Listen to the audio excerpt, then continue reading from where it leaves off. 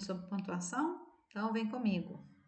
Hoje a gente vai trazer alguns exercícios que não foram elaborados por mim, são exercícios que estão disponíveis aí na internet. Os primeiros exercícios são exercícios de um projeto do governo federal chamado Gestar, o Gestar 2, que são atividades um programa, aliás, que o governo federal de formação para professores de português e matemática. As outras atividades são atividades propostas pelo William Cereja e a Tereza Cochar no nível do 8º ano. Então, quer dizer que essas atividades são para o 8º ano? Não, essas atividades são para qualquer um que deseja aprender um pouquinho mais sobre pontuação, ok? Afinal de contas, todos nós precisamos de pontuação, de uma maneira ou de outra, né? Então, vamos ao primeiro exercício aqui. Eu vou ler o enunciado para vocês, que está tampando aqui só um pouquinho, mais um pedacinho de uma palavra, tá tranquilo, ok? Então, bora lá. Reescreva as frases a seguir com a pontuação adequada para que elas tenham sentido. Vocês vão entender por que é para ter sentido. Porque a primeira frase é: João toma banho quente e sua mãe diz ele quer o banho frio.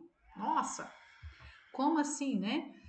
Aqui nessa frase, além da pontuação, em duas das frases, aliás, em 3 das frases dessa atividade aqui, além da pontuação, a gente precisa prestar atenção no significado de algumas palavras. Aqui no caso dessa oração aqui, é o sua. O sua, quando a gente lê, a gente na primeira, como fala? Numa primeira interpretação, a gente é conduzido a interpretar, a entender, a reconhecer o sua como um pronome possessivo, né? Que é sua mãe, quer dizer, a mãe do João. No entanto, a palavra sua, ela também pode ser do verbo suar, né? Então, o João tomou banho quente e ficou suado. Ele tomou banho quente e sua. Aí, a gente consegue usar outros sinais de pontuação para que a gente consiga dar sentido para essa frase. Eu não consegui fazer aqui o passo a passo, né? O programa ele não conseguiu, aliás, não é o programa, eu que não consegui fazer mesmo, né? Mas aí tem a frase inteira, a gente vai conversando. Eu vou trazer, coloquei aqui para vocês verem, porque é mais fácil da gente assimilar do que a gente só ouvir, né? Então, ó, João tomou banho quente e sua, quer dizer, tomou banho quente e ficou suado. Ponto. Interrompi essa primeira informação. Por que a palavra mãe tem entre aspas? Porque aqui é para indicar que é a fala direta do João, que é o discurso direto. Ele fala, mãe, e aí, né, alguém está contando o que aconteceu. Alguém contou pra gente assim, ó, o João toma banho quente e sua. Mãe, diz ele, quero banho frio. Quando a gente usa as aspas para separar as falas do João, inclusive o dizer entre vírgulas, a gente consegue dar sentido para a oração e a gente conta, né, de forma escrita, né, para o nosso leitor, que aqui uma terceira pessoa, que não é nem o João nem a mãe dele, está contando para a gente o que aconteceu. Que o João tomou banho quente, ficou suado e ele falou para a mãe que ele queria banho frio, ok? Então, bora lá.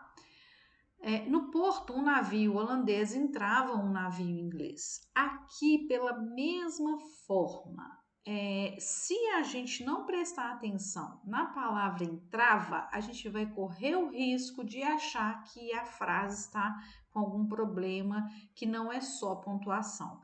Porque entrava pode ser do verbo entrar, quer dizer que no porto um navio holandês entrava, quer dizer, o navio estava chegando no porto ali. Esse entrava aí de entrar aí não faz muito sentido para o contexto de porto, não, mas seria aceito, né? Só que a continuação, um navio inglês, aí já não fica muito legal. Por isso, a gente precisa entender que esse entrava é de entravar, de atrapalhar. Então, aqui é só a gente colocar ponto final aí, mas, além de colocar o ponto final, a gente precisa entender que o entrava é de entravar, de atrapalhar. Por exemplo, no porto, um navio holandês atrapalhava um navio inglês, né? É o mesmo sentido. Então, letra C. Voar da Europa à América, uma andorinha só não faz verão. Aqui também a gente acaba sendo conduzido, sendo levado para a interpretação, principalmente para a nossa memória, vai trazer para a gente aí o provérbio aí de uma andorinha só não faz verão. No entanto, a gente também precisa ficar atento ao significado de verão. Lembra que eu falei para vocês que tinham 3 frases com palavras com sentidos diferentes, né? Esse verão aqui, sim, pode ser a estação do ano, mas pode ser a conjugação do verbo ver. Apesar de que a maioria de nós ultimamente não usa mais a conjugação dos verbos no futuro, a gente usa a locução verbal, né? Irão ver, vai ver, né? A gente até tira os plurais e substitui pelo agente, fala vai ver e por aí vai. Então, como ficaria? Voar da Europa à América, uma andorinha só não faz. Verão. Esse verão aí é de ver. É claro que aqui é uma frase mais erudita, de uma ordem não direta, que é um trem mais complicado e tal, blá, blá, blá. Ok, mas aqui são um desafiozinho, uma brincadeira para a gente verificar essas possibilidades, tá? Bora lá. Esse aqui já é um pouco mais tranquilo, tá bom? Um fazendeiro tinha um bezerro e a mãe do fazendeiro era também o pai do bezerro. Meu Deus, se deixar desse jeito, o que vai... Se deixar desse jeito ficou ótimo, né? Se a frase ficar assim, fica parecendo que o fazendeiro tinha um bezerro e a mãe do fazendeiro era o pai do bezerro. Ué, como que a mãe do fazendeiro é o pai do bezerro? Pelo amor de Deus, né? Então vamos consertar aqui, coitada da mãe do fazendeiro. Vamos arrumar esse negócio aqui, porque senão vai dar ruim. Bom, então aqui qual que é o contexto? Tem um fazendeiro que tem um bezerro, uma vaca e um boi. Ou um bezerro, a mãe do bezerro e o pai do bezerro. Como é que nós vamos resolver esse trem aqui? Um fazendeiro tinha o bezerro e a mãe, ok? Ponto e vírgula ou vírgula. Do fazendeiro era também o pai do bezerro. Ponto. Resolvi o problema. Coitadinha, né? A mãezinha do fazendeiro já foi contemplada aqui, já resolveu a situação. Beleza? Vamos partir para o 2? O 2 também é uma atividade lá do Gestar, né? Que é um poeminha que muitos de vocês já devem conhecer, que chama... Que chama não, o poema é assim. 3 belas que belas são, querem por minha fé, eu diga qual delas é que adora o meu coração. Sem consultar a razão, digo que amo soledade, não lia cuja bondade ser humano não teria, não aspiro a mão de iria, que não tem pouca idade. Bem, esse finalzinho aqui, eu esqueci de marcar para vocês aqui, ó, a partir de, deixa eu conferir aqui, ó, a partir do se consultar a razão, que a gente tem que reescrever, de modo que primeiro, o eu lírico, que é a pessoa do poema, ele declara o seu amor por soledade. Então, olha só, a frase ela está aqui, ó, tá vendo? Não sei se está dando para vocês verem o cursor aqui, ó. Se consultar a razão, aqui está sem pontuação nenhuma, de propósito, tá? Então, nós temos que colocar a pontuação para que o eu lírico declare para a gente que ele ama, na verdade, a soledade. Que ele não quer amar nem a Lia nem a Iria, ok? Ele quer amar a soledade. Então, olha, se consultar a razão, vírgula, digo que amo soledade, ponto. Então, ele já contou pra gente que se ele consultar a razão, ele vai amar a soledade. Não Lia, vírgula, cuja bondade ser humano não teria. Ele, por mais que a Lia tem uma bondade quase angelical, ele não ama a Lia, ele ama a soledade. Não aspiro à mão de Iria, vírgula, que não tem pouca beldade. Opa, ok? Então, olha só, usando a vírgula depois da razão, colocando um ponto depois de soledade, o que eu faço aqui? Nesse caso especificamente aqui, eu concluí a minha ideia aqui, de que se eu consultar a razão, digo que amo soledade. Fechado. Próximo, vamos ver a quem ele deve amar aqui. Agora, ele deve amar, se eu não estou enganada, a Lia. Como é que nós vamos usar os mesmos versos para que ele ame a Lia e não a soledade? Se consultar a razão, vírgula, digo que amo soledade? Não. Lia, cuja bondade ser humano não teria. Eu até coloquei Lia aqui em maiúsculo aqui para ficar bem claro para a gente. Tentei colocar os sinais aqui em negrito de outra cor para a gente perceber. Então, aqui, qual o sinal de pontuação que ajudou a gente a a ajudar esse Eurídico para dizer que ele ama a Lia. Ele pergunta: se consultar a razão de que amo soledade? Não, Lia, cuja bondade ser humano não teria. Não aspiro à mão de Iria, que não tem pouca beldade. O mesmo processo. Agora vamos ver como é que ele amaria a Iria? Vamos lá?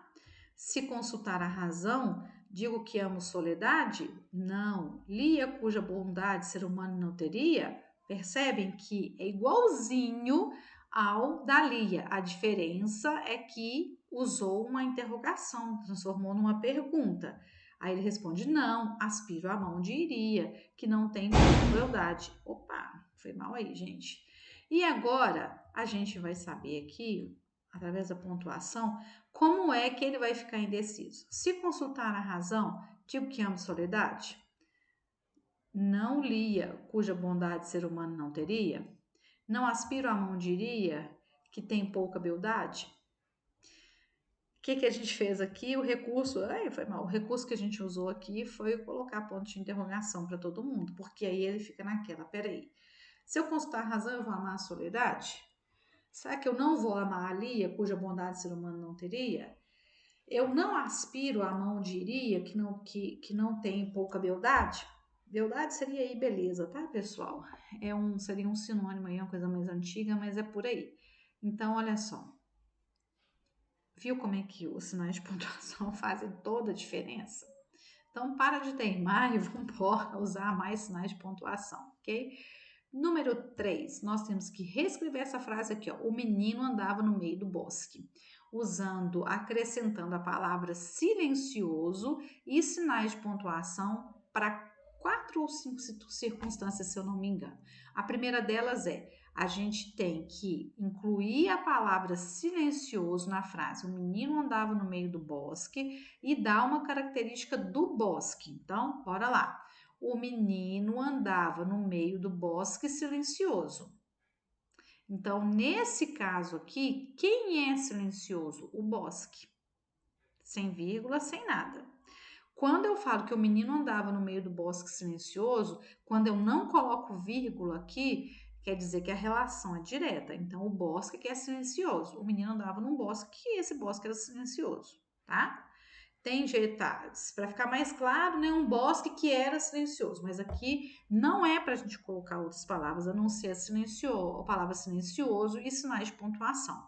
O que precisa ficar claro para a gente aqui em relação ao uso de pontuação, além do ponto final, né, que está aqui, é que se eu não coloquei vírgula entre essas palavras aqui, é justamente porque existe uma conexão direta, tá bom?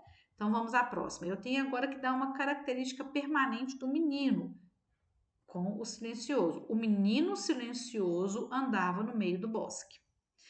Quando eu falo menino silencioso, sem vírgula nenhuma, eu não estou falando de um estado momentâneo do menino. Eu estou falando de uma característica dele, que ele é silencioso.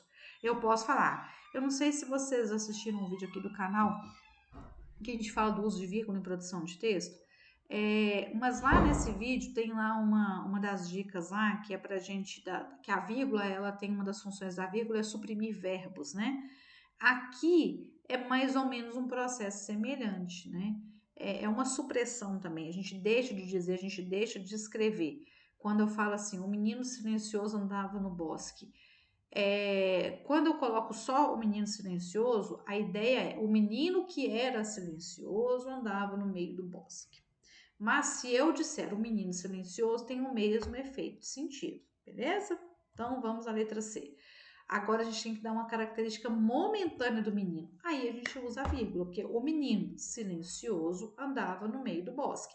Quando eu coloco entre vírgulas aqui, eu dou essa ideia, tá? De que não é a mesma ideia. O menino que era silencioso. Aqui, o menino silencioso andava no meio do bosque. Aqui eu já estou falando assim, o menino que estava silencioso. A ideia é essa, ok? Então, vamos para a letra D. Uma característica do modo como o menino andava. Aqui tá mais tranquilo também. Eu vou continuar colocando entre vírgulas. Toda vez a gente vai falar de modo, de estado, de circunstância, de situações que são momentâneas, a gente usa o recurso da vírgula, tá bom? O menino andava silencioso no meio do bosque. Esse silencioso significa o modo como esse menino. O menino que andava de forma silenciosa no meio do bosque. É o mesmo sentido. Bacana? Então, bora lá para a questão de número 4. Agora a gente tem que explicar aqui na questão de número 4 a diferença entre as frases que estão postas aqui para a gente, tá? Eu não sei se está muito pequenininho aqui para vocês perceberem, mas olha só, tem lá uma filha. Você tem uma linda filha moça. Você tem uma linda filha moça. Aqui, veja bem, na frase número 1, que não tem vírgula, o sentido alguém, né, tem uma filha que é moça. Já, a filha já é moça. Aí pode ser um homem, pode ser uma mulher, pode ser um idoso, não importa, tá? Esse alguém tem uma filha que é moça. Já na frase número 2 aqui, você tem uma linda filha moça. Quando a gente coloca vírgula depois da palavra filha, a gente está dizendo que uma moça tem uma linda filha. É como se fosse um elogio, ok? Você tem uma linda filha, moça. Ou é a mesma coisa que eu dissesse assim, ô moça, você tem uma linda filha, ok? Então não faz diferença, não? Ou, gente, como faz diferença, né? Isso só ele resolve. Isso só ele resolve. Qual que é a diferença aqui? Na primeira frase, com a vírgula depois da palavra só, né? Isso só ele resolve. Quando eu falo isso só ele resolve, quer dizer que apenas isso que ele vai resolver. Isso só, quer dizer, só isso aqui, ó. Eu tenho aqui. Deixa eu pegar até um negócio aqui. Imaginemos que esse controle está estragado, tá? Aí eu falo assim, ó, isso só ele resolve. Mas aí eu tenho também aqui um outro aqui. Quer dizer que isso não, que é só isso aqui que ele resolve. Entenderam? É nesse sentido. Agora, quando eu falo assim, isso só ele resolve, aí eu já estou dizendo o quê? Quando eu coloco a vírgula no isso, que essa situação que está sendo posta, só aquela pessoa é capaz de resolver, apenas aquela pessoa. E não o que ele vai resolver, mas que ele é o único que dá conta de resolver, ok? Então, bora lá. Aceito, obrigado. Aceito, obrigado. Eu até mudei o tom aqui, né? Quando eu falo com a vírgula depois do aceito, eu tô dizendo, tipo assim, alguém oferecer uma coisa para mim, eu falo assim, aceito, obrigado, não, que legal, bacana. Agora, quando eu falar aceito, obrigado, sem vírgula, quer dizer que eu estou sendo obrigado a aceitar alguma coisa. Tranquilo? Esse aqui eu acho que é mais tranquilo a gente perceber, né? Esse aqui também não é muito complexo, não. Olha só, quando fala assim, ó. Esse juiz é corrupto. Imaginemos que eu estou lá numa audiência e eu falo assim, ó. Esse juiz é corrupto. Eu tô querendo dizer o quê? Quando eu coloco a palavra juiz entre vírgulas aí, eu tô querendo dizer que esse para quem eu tô apontando, não tem nenhum bonequinho aqui para mostrar vocês. Espera aí, acho que eu tenho um aqui, ó. Vamos pegar aqui o super-homem aqui. Eu tô aqui, eu falo assim, ó, esse juiz, né, é corrupto. Tô querendo dizer que o super-homem é corrupto.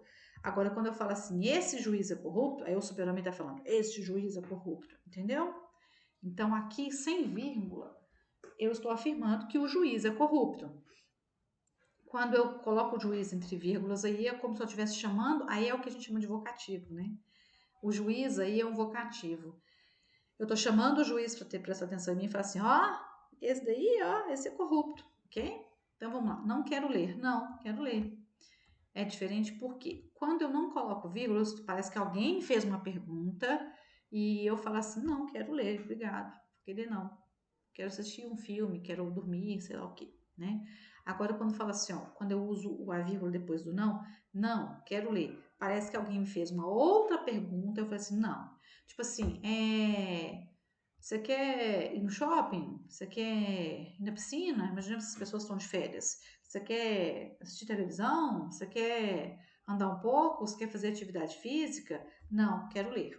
Aí a pessoa faz uma opção, ok? Então, bora lá para a nossa quinta questão.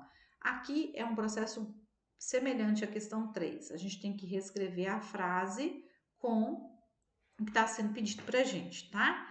Então, a gente tem aqui, olha só, não é reescrever, é reescrever a frase sim. A gente tem aqui, olha, o cachorro desapareceu, não está no quintal. Essa é a informação. Então, nós temos o que a gente tem que fazer? A gente tem que reescrever essa frase como se fosse a mãe entrando em casa e dando a notícia de que o cachorro desapareceu, mas ela tá calma. Então, ó, o cachorro desapareceu, vírgula, não está no quintal.